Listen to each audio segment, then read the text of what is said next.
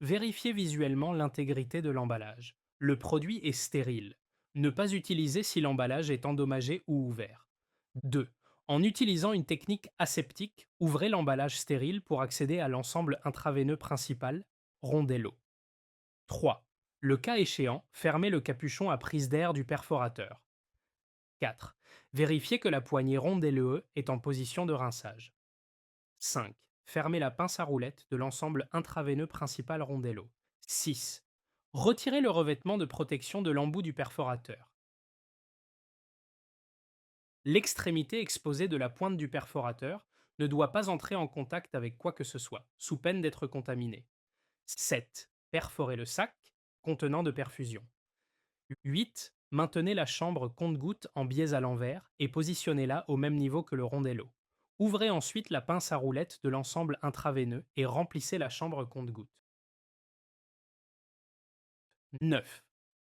Continuez à amorcer le reste de l'ensemble intraveineux principal. Si tout l'air n'est pas retiré de la tubulure, il pourrait pénétrer dans le système vasculaire du patient et provoquer une embolie gazeuse. 10. Fermez la pince à roulettes. 11. Retirez le capuchon de bouchage principal de l'ensemble intraveineux principal rondello et raccordez-le au cathéter de perfusion du patient. Vérifiez pour déceler toute fuite de liquide avant et pendant la procédure. Les fuites peuvent entraîner une perte de stérilité, une embolie de liquide et ou gazeuse. Si un produit fuit avant ou pendant l'utilisation, resserrez le raccordement à l'origine de la fuite ou procédez au remplacement du produit. Tous les raccordements doivent être serrés à la main. Un serrage excessif peut entraîner des fissures et des fuites susceptibles de causer une embolie gazeuse et ou une exposition à des dangers biologiques.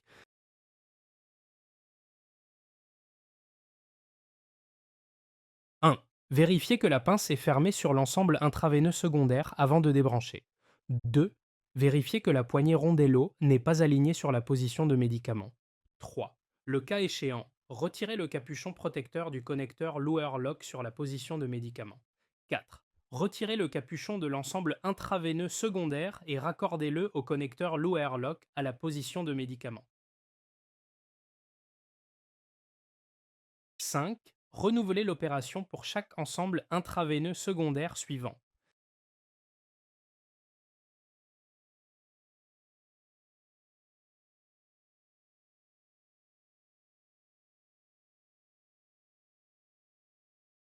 Un. Fermez la pince de serrage de l'ensemble intraveineux principal au-dessus du rondello.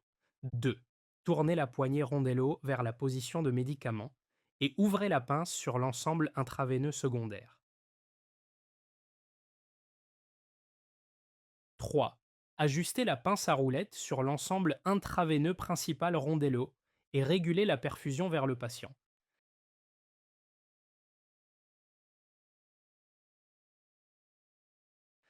4. Fermez la pince de l'ensemble intraveineux secondaire une fois l'administration du médicament terminée.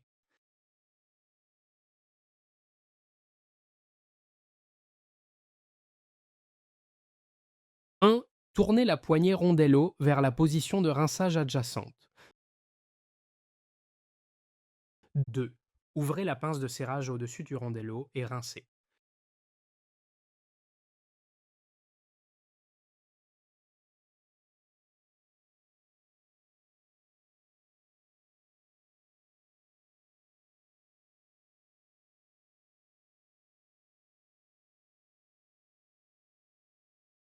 Un. Vérifiez que la poignée rondello n'est pas alignée sur la position de médicament à débrancher. 2. Vérifiez que la pince est fermée sur l'ensemble intraveineux secondaire avant de débrancher. 3. Débranchez l'ensemble intraveineux secondaire du rondello. 4. Le cas échéant, bouchez le connecteur lower lock à la position de médicament du rondello.